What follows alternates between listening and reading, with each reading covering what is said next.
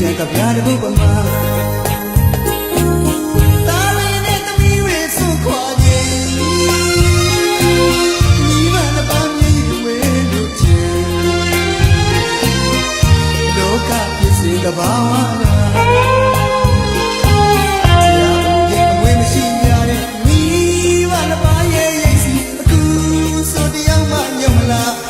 လောကလူကမာမြေမှာယနေ့တက်တိုင်မြင်တွေ့ရသမျှရာ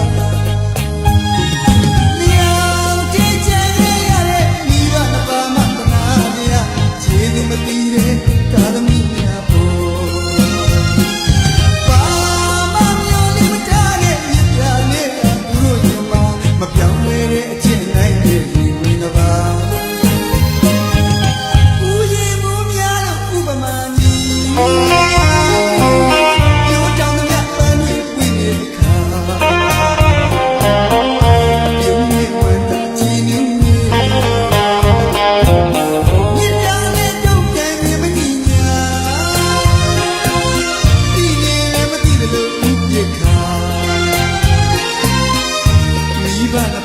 ဆုံးသွား